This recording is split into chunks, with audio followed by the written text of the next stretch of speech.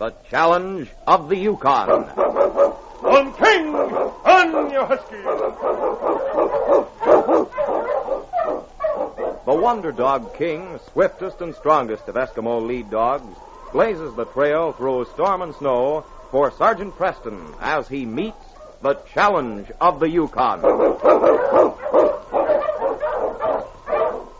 Sergeant Preston was typical of the small band of Northwest Mounted Police who preserved law and order in the new Northwest country where the greed for wealth and power led to frequent violence and bloodshed.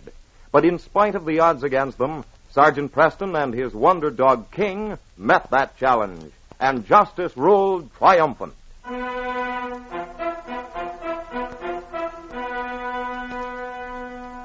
It was mid-December in the town of Selkirk. As young Ned Seeley walked on the main street with some pelts thrown over his shoulder, he heard the loud crack of a whip and the yelp of dogs as Pete Harvey, a boy about his own age, stood beside his dog team, beating them mercilessly. Ned hurried to him.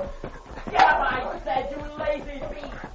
Hey, Pete, quit whipping those dogs. Don't you see your runners are frozen to the trail? You get back and mind your own business. These are my dogs. Quit hitting those dogs, I said. You're coming in here and I'll give you a slash with it. Hey, give me that whip. Let go of that whip. Get away from me. Give me that.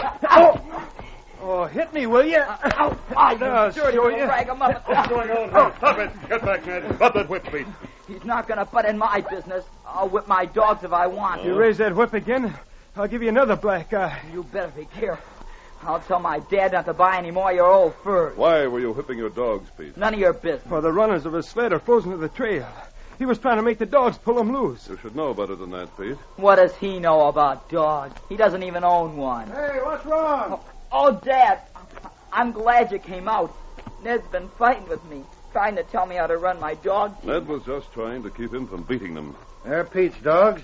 I guess he can do what he pleases with them without any advice. I'll help you rock that sled loose. It's frozen, and you'll have to help the dogs. I'm sorry, Mr. Harvey, but I don't like to see dogs beaten. I guess I lost my temper. Not much sense in interfering with people like that. I was just going into your trading post. I got some pelts. Come on. I'll look them over. Come on, Pete. Help me rock this sled. These furs got a little messed up. I dropped them. Well, bring them inside. All right.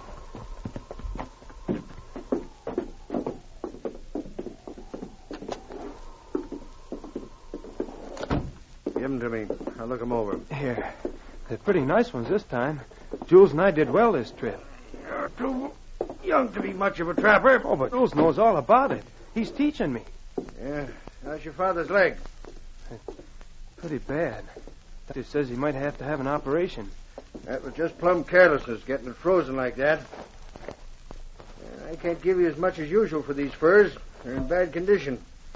I'll apply it to your bill. I'm afraid we're going to have to ask you for more credit, Mr. Harvey. Some of my traps were missing. I'll have to get more. Your dad owes me almost $500. I can't give you any more. Oh, but golly, Mr. Harvey, you know we'll pay it back as soon as Dad's better.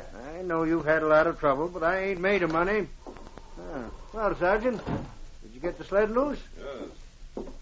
I'd like some flour, Van, and some beans. I'll get them for you.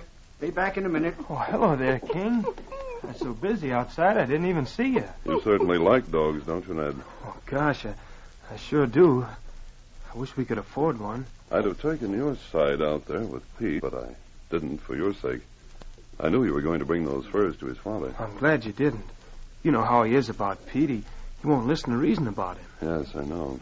Gee, if I just had one dog, I'd be the happiest kid in the Yukon. And he's got 4. Well, after all, his father raises them. Pete sure is lucky. Dogs are so expensive up in this creek. I don't suppose I'll ever own one. How's your dad, Ned? He's pretty bad, Sergeant. It's going to be a lean Christmas for us this year. Jules and I have done quite a bit of trapping, but we have to split it 50-50. I think you're doing fine for a boy, Ned. Here's your flour, Sergeant. Well, thanks. By the way, Ben, has Lady had her pups yet? Not yet. They should arrive in a few days. Oh, is Lady going to have pups? Gee, I bet they'll be beauties. They should be. The father of them is the finest Malamute in this part of the country. I expect to get about 200 apiece for them. Oh, Lady's a beautiful dog. She's as mean as sin, though. Keep trying to get out of her pen all the time. Well, she's half wolf, Ben. She'd probably like to have her pups out in the wilderness. She hates my son. Tried to bite him a couple of times. He can't even take food to her unless he throws it over the top of her pen. Well, I guess I better get back to Dad. You going to be in town until Christmas, Sergeant Preston? Well, I have to leave town for about a week, Ned, but I think I'll get back in time for the holidays. Well, come and see Dad if you get a chance. I'll do that, Ned. Bye. Goodbye. Oh, poor kid. Feel sorry for him. Hope you weren't too hard on him, Ben, because he fought with Pete. Well, I certainly think he has his nerve. His father owes me a lot of money. Least you could do is show some respect. I saw the fight start, Ben, and I'm afraid it was Pete who started it. Pete's a little quick-tempered, but you can't blame him for wanting to treat his dogs the way he wants to. Oh, there he is now. Did you feed the dogs, Pete? I'm just getting some food for him now. Better hurry. It's getting dark. Take some out to Lady, too.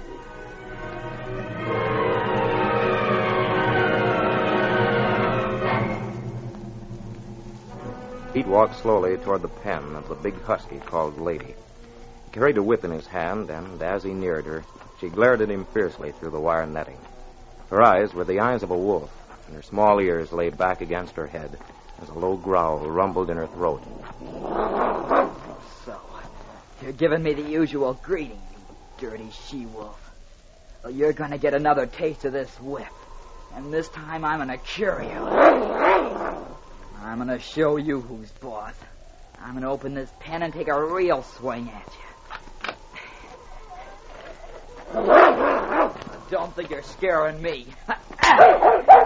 Get back! Get back, I say! Lady! Come back! Come back! She ran away. Lady! Oh, Dad'll get me alive if he finds out I let her go. Gone.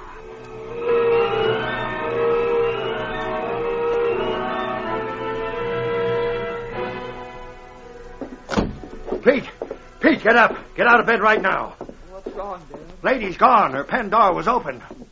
Gone? She was all right when you hit her last night, wasn't she? Why, sure she was all right. Either someone stole her or she was let out on purpose. Aren't there any traps? It snowed last night. It started when you went out to feed the dogs, don't you remember? That's right, it was snowing. I don't see how anyone could have stolen her. She'd have raised a rumpus. I'd have hurt her. Do you think someone could have let her out on purpose? That's what I was thinking. Ned Seeley heard us talking about her after he had that fight with you. I'll bet he did it. He was mad because I hit him a slash with my whip. He's the only one I can think of. Trouble is, there's no way we can prove it. With all the tracks covered, I guess you couldn't. Lady is worth a fortune. Those pups would have brought pretty near $1,000. Maybe she'll come back. Oh, she has too much wolf in her. But I'll get even. Back from his trap line next time, he'll do no trading at this post.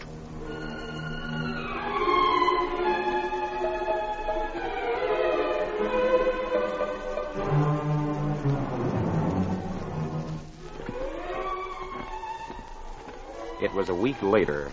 Ned Seeley and Jules, a French-Canadian trapper, were nearing the farthest point of their trap line. As they neared one of the traps, Ned's voice almost broke with anger. Oh, this one too, Jules.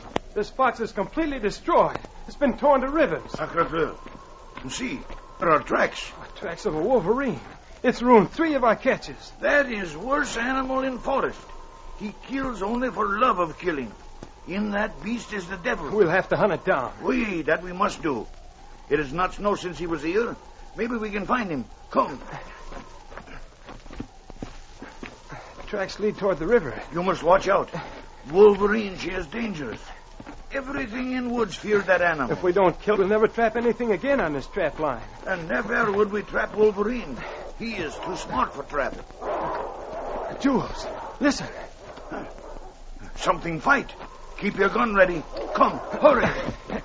It's right over the bank of the river. It sounds like wolves.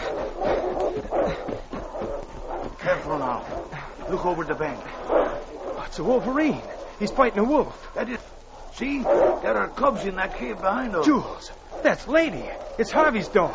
I'll get that dirty wolverine. That is the best shot you have ever made. You killed him. But poor Lady. She's almost dead, too. Hello, Lady, old girl.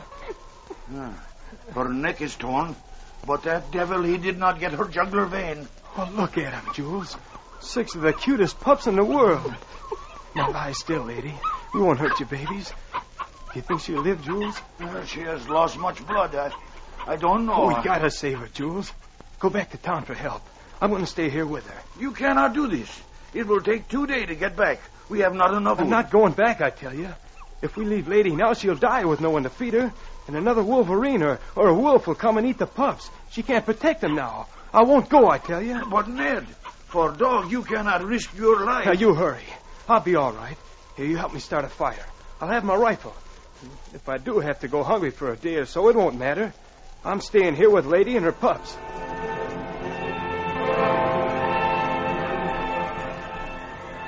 A night and a day had passed. Ned kept the fire going in front of the small cave. He had shared the last of his food with the lady, and darkness was falling as he sat beside the dog, stroking her head. Never mind, old girl. Jules will bring someone soon. What's wrong, lady? Oh, no. You can't get up. Lie still. There's someone coming. That's what you heard. Yeah, 2 men. Hello? Hello, Ned. Are you all right? Yeah. Lie still, lady. They've come after us. We're going to get you home. Okay. Oh, Sergeant Preston.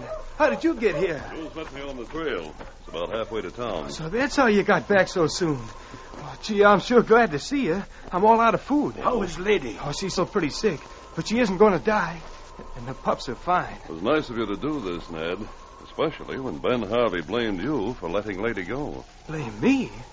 Well, what do you mean? He thought you deliberately let her out of her pen because of the price he gave you for those furs. Well, how could he blame... I told him he was being ridiculous. Lady's got some whip marks across her face. Oh? They're healed, but you can still see them. Yes. And I have a good idea who put them there. We'll get her back to town at once.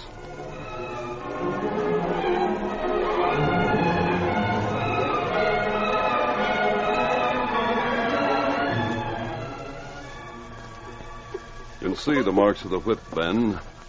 I think your son Pete can tell you how she got them. He's lying, Dad. I never You did. went out to feed the dogs that night. I thought you acted kind of funny when you came in. Where's that whip of yours? Don't whip me, Father, please. I'll tell you. She tried to bite me. Honest, she did. So it was you. You let Ned here take the blame. Well, I'm going to take that But, whip. Mr. Harvey, why don't you just throw it in the fire? I think that's a good idea of Ned's, Ben. Ned, I got to apologize to you. Saving Lady the way you did, I just don't know how to thank you. Well, that big gray pup of Lady's is certainly a beauty, isn't he? Just look at him. Huh? Why, of course. He'd make a fine Christmas present, wouldn't he, Ned? What? You mean... I mean, he's yours. You can have him as soon as he can leave his mother. Gee, Mr. Harvey, you really mean it? I've been all wrong about you, Ned. You tell your dad not to worry either. His credit's good just as long as he needs it. And tell him, as a little Christmas present to him, I'm canceling half his debt. Oh, gosh, Mr. Harvey, gee, thanks. You know, Ben, that's mighty nice of you. Well, Ned, guess we better go and tell your father the good news. Well, just wait a second till I hold my pup. Gee, you're wonderful. And you're going to be mine. Oh, gosh, this is going to be the best Christmas I ever had. Come along, Ned. Merry Christmas, Ben.